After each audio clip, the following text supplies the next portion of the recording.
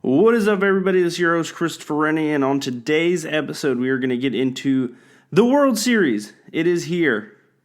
We have a battle as old as time as rich man takes on poor man in the telenovela of the century. Dodgers-Rays.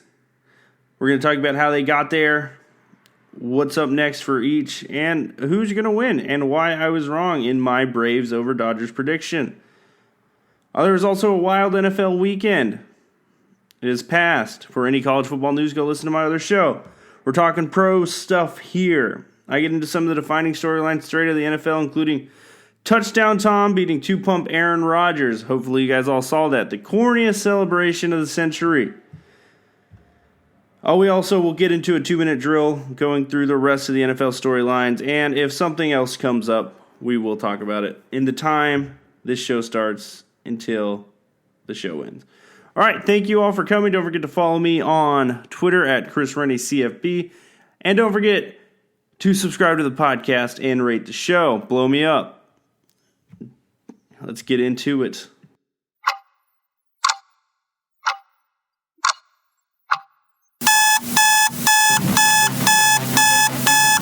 I can't do this anymore. What's this guy saying? Who gave these national radio hosts these jobs? Jeez. Can't even understand that guy. What's he even talking about? I can't take it anymore. Those national media personalities making you feel like that. Make a change. Listen to this idiot about the sports that matter from the opinion that matters. Haha, you said it, not me. Now for today's takes from the most opinionated host in sports talk.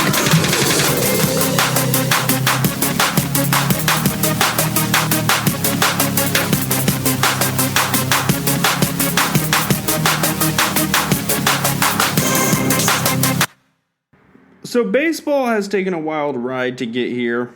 Last night I listened to the Black Eyed Peas song Let's Get It Started, titled as something else for those of you old enough to know. But let's get it started in here. That is sort of what happened last night when Cody Bellinger hit the home run. I thought the atmosphere turned electric for however many fans were there. It was interesting. It was weird. It was cool. The whole environment. It was definitely the weirdest part was seeing fans chasing foul balls. We have not seen that in some time. So it's good. I mean, you see it. You saw that. It was crazy to watch. It was really good TV to me. And I appreciated it for sure.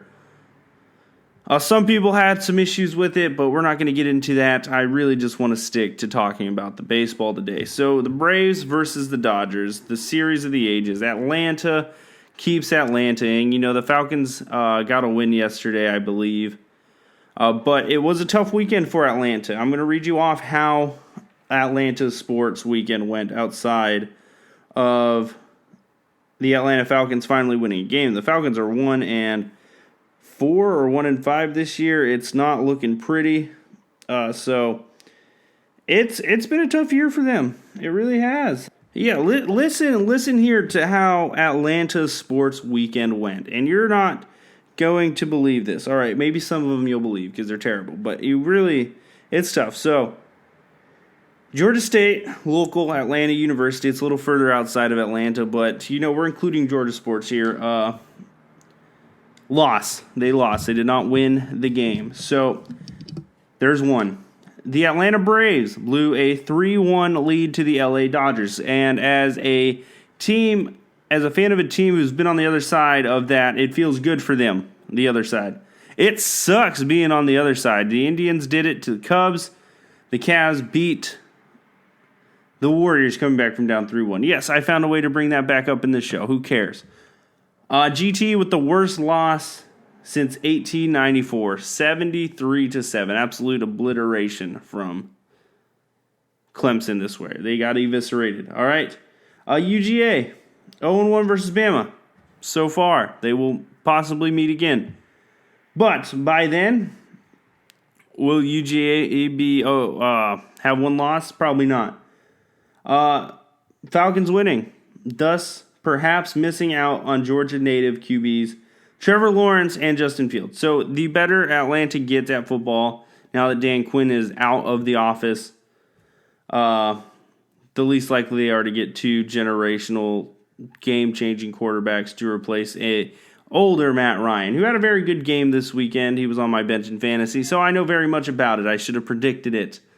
But if I started him, he probably would have played just like Matt Ryan. So battles on battles on battles. Yes, we're going to continue to talk about this, but I'm going to start with the Dodgers here on this side. I think the Dodgers, a very compelling storyline, obviously. They've been here before. They came back. They wanted to... I think they probably really wanted a rematch against the cheating Astros to show them that they were the better team. I think baseball fans are okay with the Astros getting eliminated in the championship series because the stress that would be put on our shoulders watching the Dodgers, what are they known for? Choking on Dodger dogs in the playoffs. As they go through this again, I think the nerves of them playing the Astros would have been too much for me to bear. I think, the one thing when I was talking about the Braves, when I was talking about the Dodgers, I really love the Braves' young bats. I really do. You got Acuna, you got Freddie Freeman, you got Ozuna, you got d'Arnaud, who's been awesome in the playoffs. Ozzie Albies is awesome. Swanson, I just love the guy. Dansby Swanson, his name. It's unbelievable. And then you got a real big veteran in Nick Markakis. So you've got a really loaded lineup for the Braves, usually. But the Dodgers are no slouches. And there's a reason the Dodgers went 43-17. There's a reason in a 7-game series the better team usually prevails. The amount of opportunities to shine for the Dodgers increased. Therefore, it gave them more opportunities to continue to be good at baseball. The Braves, when you look at it analytically, ran out of good opportunities as the games progressed and as the Dodgers began becoming more like the Dodgers we saw in the regular season throughout. Clutch hits, big-time hits, home runs, all of those things you sort of want to see from a lineup that's put together like this. With Mookie Betts, Corey Seager, Justin Turner, Max Muncy. Now, some of those guys didn't hit the best last night, but last night wasn't about being a dominating hitter. Game 7 never is. It's about one guy with one swing of the bat changing the game and the rest of you guys not messing it up. Yes, in a Game 7 deciding game, you want your team to win 15-3. You don't want any stress about it. But this is exactly what happens, all right? The team with the more talent came out on top. And I'm not going to say in 3 years the Dodgers are going to be more talented from the Braves. I think the Braves project really well for the future. But right now, I can't look at a lineup with Jock Peterson, Cody Bellinger, former All-Stars, Kike Hernandez came up with a huge hit. It was one of those that were just so timely. And, Kike is not really known for being a big masher, a big-time monster hitter, but he's clutch. He is very clutch. Mookie Betts, his difference wasn't really made at the plate. He got 2 hits, but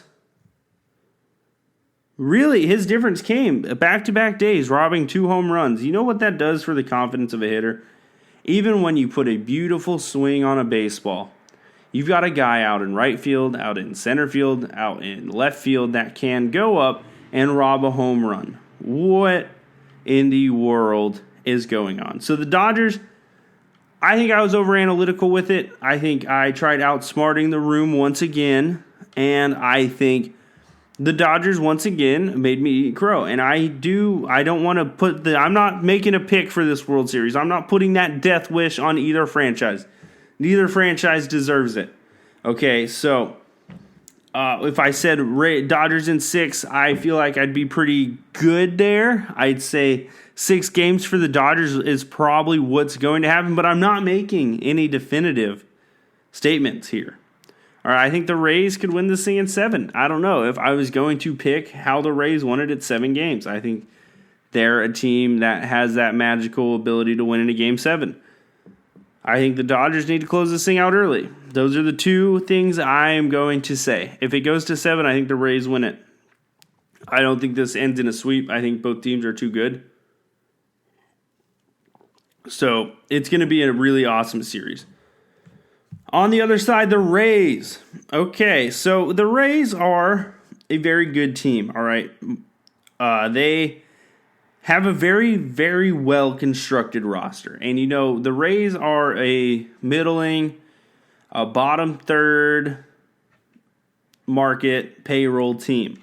So they really aren't going out and spending big. So the beauty and the science and the smartness the Rays have is, number one, in developing their prospects and trusting that their prospects will develop.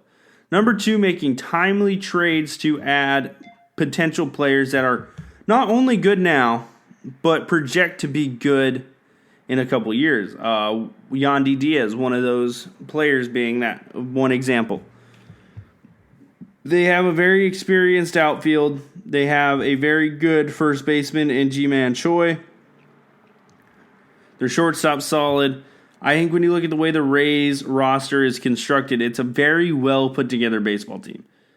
There's two teams that win in the fall, and it is ultra talented, uber expensive baseball teams, or it is very extremely well constructed baseball teams that take years and years of meticulous planning to get 100% right. And even with all the meticulous planning, all the moves going your direction, if they don't win a World Series, it was all worth nothing besides the ride. And guess what? The ride is beautiful. But the Rays and the Rays faithful don't want anything less than a World Series. And you know what? In a way, to me, they already won. Because you know who they beat? They beat those cheating scumbags, the Houston Asterisks, whatever you want to say it. They hurt baseball. I don't care. You know what? Screw those guys. Screw Correa. He deserves this. Screw Bregman. He deserves this. They don't even deserve to be here. They're a bunch of douchebags. But the Rays did everything the right way, and they deserve this more than any team in baseball. And, I don't really like to anoint people that's deserving. I think you got to earn it in sports, especially in baseball. But as I look forward to the next season, I think this is it for the Rays. I think the weird play. They were the 1 seed. What am I saying? They are here to stay. Do we have a Rays-Dodgers rivalry over the next 3-4 years? I don't know. I'm not here to make those levels of predictions. I'm not Nostradamus. But I do believe that this series is going to be awesome. I think when you look at this pitching staff, you got aces, you got Morton, you got Snell, you've got a great closer in Fairbanks on the Rays. On the Dodgers, you have Clayton Kershaw, you got Kenley Jensen. Urias has been unbelievable, honestly. And, it's just two teams playing really good baseball right now. Will Kershaw show up? That's really a big question. Pitch him 5. Let him get you 5 and let the bullpen do the rest. Don't overwork your horse here. Let's get into it. Walk it to him. I think I'm really excited for this World Series. I think this is one that is going to be very well played, very well managed. Maybe not well managed. I think both managers are in the same boat where they overthink. Roberts and Cash. I think they both make decisions very, very much based on the numbers and overanalyzing the situation. I think sometimes you just have to have a better feel for the game than both the guys do. But I do believe that both guys are very good at their jobs. I think this is the year, hopefully, for Dave that he gets it done. If it's not, I think it's going to be the other team's year. Big surprise. But yeah, realistically, I think when you break down the two managers, they're very similar. I think Cash has a little bit more wing it attitude to him. I think Dave Roberts likes to trust the numbers a little too much, and then randomly he'll trust his gut instinct. And it's like, just pick one, man. Come on. We're going to see a battle of titans on the field. I'm seeing a battle of average in the managerial part of the equation. And I think when you look at these franchises' history, The Dodgers are one of the greatest to ever do it. I don't think there's any questions about it. They have a very rich, very organic history. The Rays are kind of the opposite. They don't really have a rich history, but they do have World Series appearances. They've won an AL pennant. It's been a wild ride to get here. They're not the Marlins. They're not their other weird Florida brother. But they have an opportunity this year to really change all perceptions on the Rays. Getting that first title is all you really need. And in a sport where, there's teams that are 120, 130 years old, getting that first one in that short amount of time is pretty ridiculous, if you honestly ask me. So I think the Rays are playing with house money here. I think all the pressure's on the Dodgers. I think that benefits a team like the Rays. I'm not saying that the Rays won't be feeling pressure because it's the biggest moment of your life when you get to the World Series. But I think when you look at underdog stories, the minute the coach says that the pressure's not on you guys, it's on the other team. They're the favorites. They're the juggernaut. We're not even supposed to be here right now. No one believed in us. So all we've had this whole way is ourselves. I think that's all the Rays need, and they're going to be fine. I think the Dodgers, honestly, they just need to turn off the outside noise. They're going to be the favorites. I think when you look at that, what's Nick Saban's favorite old saying? That's rat poison. Go baseball, and let's move on to football, where I'm going to give more definitive answers. I really do. All right. You guys are pulling it out of me. All right, if I have to put a decision on paper, you guys are pulling it out of me. I got you. A decision on paper. Chris Rennie's official representation of the Chris Rennie Show's prediction. What we are doing in this World Series. I got the Rays in 7. That was hard to say. I don't know. I don't want to pick the Rays. If I pick the Dodgers and I'm wrong, I'm going to be okay with that. If I pick the Dodgers and I'm right, I'm going to be okay with that. So we're going to go Dodgers in 6. That's the official one. I think the Dodgers are going to win this thing in 6. I think that's my gut feeling. Will I be happy if it goes the other way? Yes, I'm rooting for both teams. It's a tough one for me. I kind of want the Dodgers to finally get over the hump so we can stop talking about it. And I want the Rays to be World Series champions. But as an unbiased, analytical observer, I got the Dodgers in 6. All right, so the biggest story of the NFL came this week, and no, it's not the Browns this week. The Browns moved to 4-2. I'm disappointed. It was not any there weren't really any big deals this week, I'd say. I mean, the Falcons beat a 1-4 Vikings to move to 1-5. The Broncos hammered the Patriots, who haven't been able to really practice together for the last 2 weeks. Okay, good win for you, Denver. The Ravens won a shootout. Awesome. But getting into the main storyline that we've taken away from the NFL so far. The biggest game of the weekend, billed as it, and it's one of those games you didn't get enough of, was Tom Brady and the Patriots. Wow. That's just old habits die hard, am I right? Tom Brady, hopefully no Patriots fans are listening to this because that one probably hurt a little bit. The Tampa Bay Buccaneers and Tom Brady took on the Green Bay Packers. And yes, the Packers jumped out to an early 10-0 lead. Okay, and everyone was writing off Tom Brady as this old noodle arm quarterback, self-included. And everyone was anointing Aaron Rodgers the GOAT of all time because of his great start to this one football game, I guess. So what did Tom Brady do? Not much, honestly. I don't think he did much. He made some really good throws to Rob Gronkowski, who I had on my fantasy team and believed in him. That's right, me. What really happened in this game, and when you look at the stats and box score, it really was a story of one team just playing as a whole unit better. One team brought more physicality. And I think that's one thing Bruce Arians can get out of his guys that Matt LaFleur can't.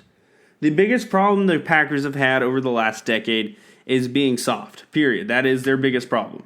And when you played a team like Tampa Bay, who is a little less talented, a little less deep at most positions,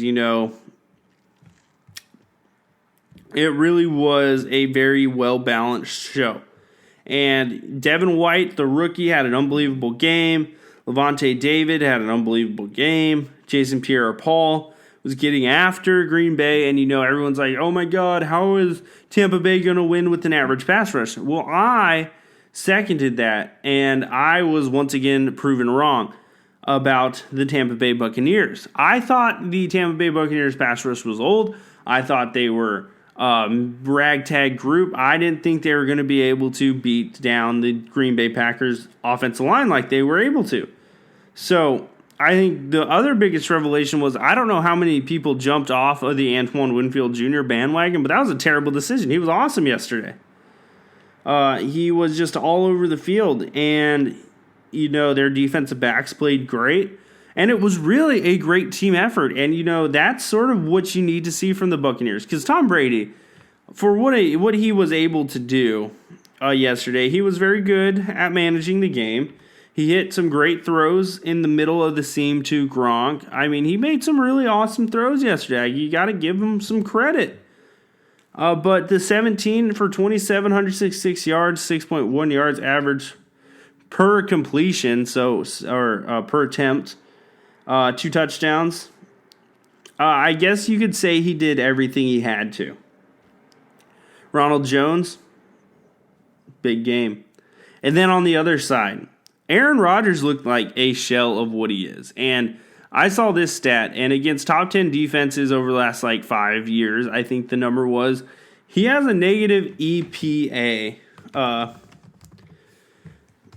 And that's expected points added. And so that means every time he touched the ball against the Tampa Bay Buccaneers, there was more chance he would negatively affect the score and the outcome of the game than if he would positively affect it. And this is not the only case. It's not a standstill example. There's a reason people are like, why doesn't Aaron Rodgers have more Super Bowls? This is a big part of it. I think when he plays a team that gets the consistent pass rush, gets them outside the pocket. When Aaron Rodgers chooses to leave the pocket, he's one of the best in the world at it. When Aaron Rodgers is forced to leave the pocket and gets moved off his spots, moved out of his own timing, because you've learned over the years, Aaron Rodgers' career, everything has to be on him. It's just the truth. It's the way it works. He's an all-time great. You kind of have to appreciate the alphaness he brings, the it's my way or the highway type of attitude he brings to playing football, but against really good teams that really can push you off those spots, really make you uncomfortable. It's about doing the little things right, and once that all stops, and once Aaron Rodgers is pushed off script, and not off script in the way he wants to be, he becomes a very average quarterback. I think there's one quarterback in the world who gets better at that right now, and that's Patrick Mahomes. When Patrick Mahomes isn't thinking, he just has to act, he is the best quarterback in the entire world. Josh Allen, at times, is very good at the not thinking part. But sometimes when he has to think, he makes mistakes. So Aaron Rodgers is the opposite. Aaron Rodgers loves to control the thinking, control the thought, control the narrative. It's the way he is. It's the human being he is. It's a problem when you play a good team like Tampa Bay, who controls their own narratives. So I think when you look at the Packers, their season is still obviously very much in front of them. I think Aaron Rodgers is an all-time great, but this is a common theme with him in his career. Will he continue to flail in the postseason? Will he be able to beat a team like Seattle, who's even better than the Tampa Bay Buccaneers, apologies. I don't know. I don't know if he will be able to beat one of those teams. I don't think so. I think what we saw last night from the Packers, and this was one of the biggest takeaways I had of all the Packers game, they're soft. They're a soft football team. Does that start with Matt LaFleur? Does that start with a lack of grittiness from their leader, Aaron Rodgers? Yes, I know Aaron Rodgers is tough. He's played on a bum knee before. Great. His attitude isn't. His attitude's very laissez-faire. I don't care, man. I'm Spicoli. I'm the quarterback. I'm cool. I make jokes on Pat McAfee's radio show. About 69. Oh, yeah, I'm funny. I got a personality. I'm Aaron Rodgers. I make State Farm commercials.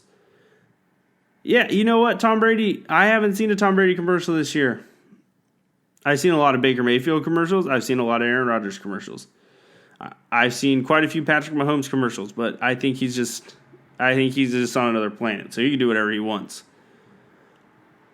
It's just in a world where Bill Belichick's making commercials now and Tom Brady's taking football deftly serious. I don't know where we're at, man. But I just know the Packers are soft, and I think the Buccaneers really showed NFL teams that physicality still is the be-all, end-all. All right, so the other game was the Sunday Night Football game. This one is taking precedence to me.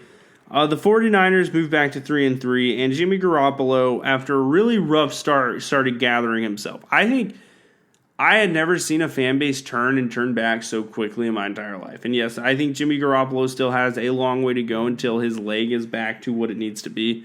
But he is running out there, and you can tell he just got the shot of cortisone, correct? Yes.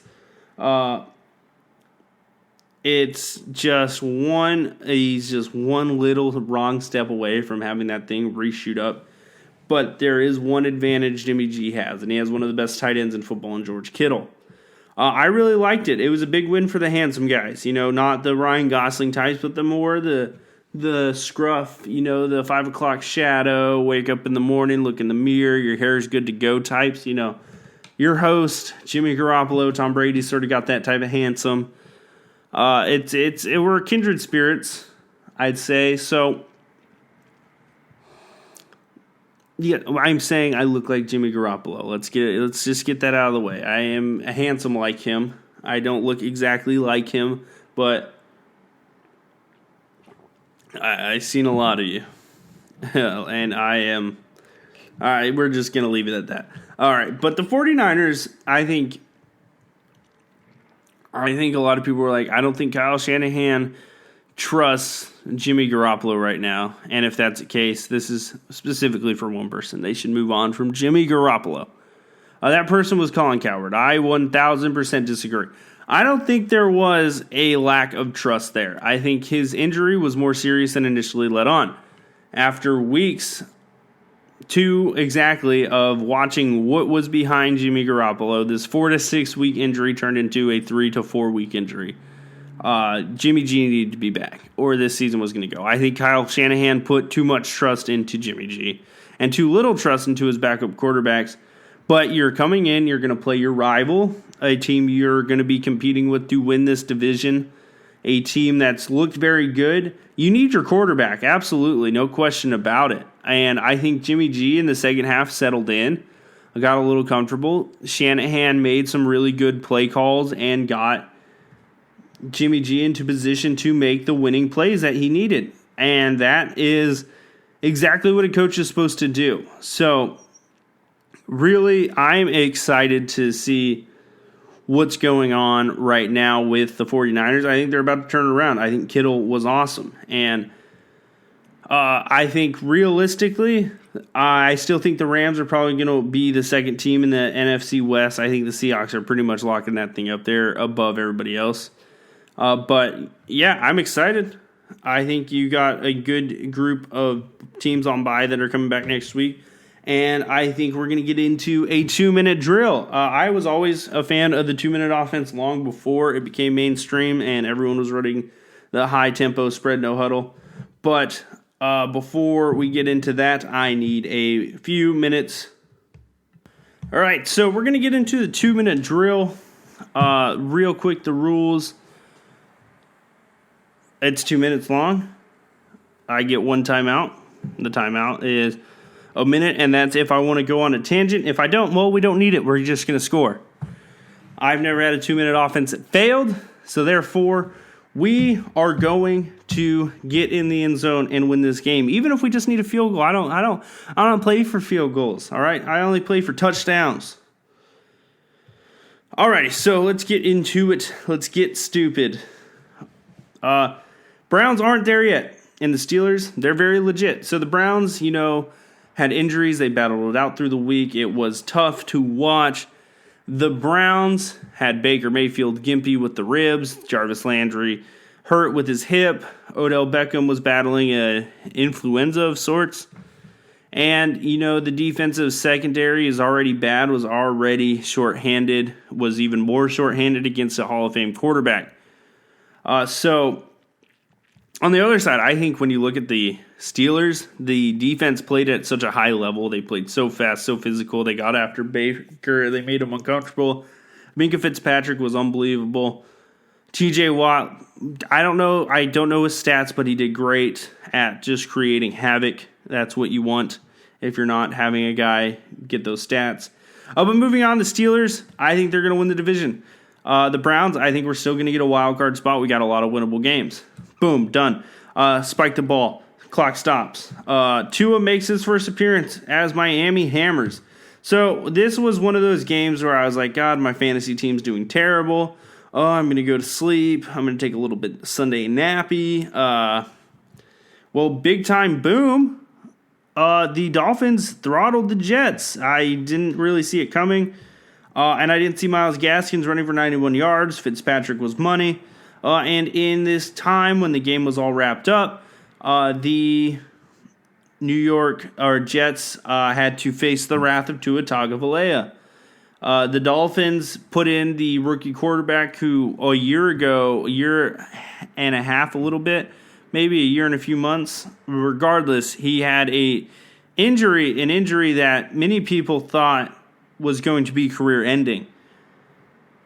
He ends up finally getting into a game. And yes, Fitzpatrick's been awesome, and it's been great for the Dolphins not having to mortgage their future, trying to rush Tua back. But it was one of those moments where you were really proud of Tua Tagovailoa. Timeout. All right. This is tangent time. We're back to the Packers-Buccaneers. I'm really excited to watch Tom and the Buccaneers. I think the Patriots and the Buccaneers are both going to make the playoffs. I think the Patriots are going to get rolling again here shortly. I think that was I don't think Bill Belichick loved what was going on. But I think Bruce Arians is doing a phenomenal job. I think Bruce Arians has a roster that can really win a championship. And I think when you look at it, it's just they just bullied one of the best teams in football. Absolutely just beat their brakes off. Start to finish. Pick sixes. Touchdown passes. Rob Gronkowski being good again. What year is it? That's right, it's 2020. Why would we expect anything different? All right, final. The 4 teams on bye week: Raiders, Saints, Chargers, Seahawks. Seahawks only team on that list that can win a Super Bowl. Good luck against us next week, Raiders. I think that's who the Browns are playing. But that's the 2-minute drill. Yes, we scored. Oh, wait, one more play. The Titans-Texans, that was one of the best football games I've watched. I think when you watch Derrick Henry go off for 212 yards and you're waking up from a nap and you see your fantasy team winning for some reason, you're like, oh my God. And I need that every week, Derrick Henry. 22 carries, 200 yards, 2 touchdowns. If you don't do that, then I don't know what's the point of having you as an undroppable. That's it. That's the final score. My team wins. 2-minute drill. Double technical flagrant. Game's over. We win. What was the final score? We didn't even have to score a touchdown there. We were already winning by so much. But yeah, let's get into my final segment of the day. And this is a segment that's very important to me. Very close to the vest, very close to the heart. I keep it very private, very personal. I am an Ohio State fan. I don't know if many of you know that. But the Big Ten is back this weekend. And in 2 more weeks, we are going to have the Pac-12 back. And that's going to be the return of all 5 Power 5 conferences. And, I joked with my friend this past week. I said, as sports came back, it felt like I kept adding an infinity stone. And I joked on the show about that. But now it's the final infinity stone. Ohio State football is back. And I think when you look at the last few months, and this in 2020, it hasn't gone great. We had the coronavirus. And I'm not saying that all you guys with your teams back haven't appreciated. I've seen the SEC flail around this whole COVID thing. I've seen other sports teams kind of get messed up a little bit with it as well. I just want to see Ohio State football play this year more than anything in the entire world. I do a whole podcast about Ohio State football and college football. I don't even talk about them on this show because I don't have to, because I spend an hour every three days a week talking about them. It's what I like to do. It's what I want to do. And I think when I watch the NFL, it's fun. I love seeing the Browns good. But I felt it this weekend. I felt that no matter what else happened in the sport world, everything else is a bonus. Ohio State football playing is not a bonus. That is a necessity in my life. And I think me and so many people like that who follow college sports sort of see it that way. I don't think when you have a pro sports team, it's honestly a little easy to lose the love. You know, the team gets bad, but now I'm an alum. It's my alma mater. It meant a lot to be a student there for me. It was life-changing, everything that happened at Ohio State. And all of that is why, come Saturday, when Ohio State beats Nebraska by 45 points at home in the shoe, I'm going to be insufferable for the next remaining 8 to 9 weeks after that. And then when Ohio State inevitably wins the national title this year, because there's no other team that would make the rest of the country more mad winning it in this 2020 year than Ohio State. And you know what that means? I think it's destiny. I think this is a team where it has all the makings of winning a national title. And I hate Alabama. I hate Clemson. I hate that team up north. I hate so many teams in college football. I don't hate that many NFL teams. I hate the Steelers, but it's not the same. I kind of respect the Steelers. You know, if I hate Michigan, I do. I hate it. I don't like saying the name. I don't like the state. Yeah, but to close out the show today, I'm just excited. Sports are back in full swing. We're going to get a little bit more normal. The NBA schedule is going to be releasing soon. We're going to have a World Series champion. And then it's going to pretty much be an NFL and college football adjacent show, I guess. I don't know what I'm going to do the next couple months. We got NBA free agency, but we're going to be bringing you content. Make sure, if you haven't yet, you listen to my other show, Buck Off Podcast with Christopher Rennie. Get ready. Every Sunday I review the college football weekend. It's a national show. You don't have to be an Ohio State fan. Every other episode of Buck Off you do. So get after it. Follow me on social media at Chris Rennie CFB and subscribe to the podcast. Rate the show. Let me know how I did. Adios, muchachos.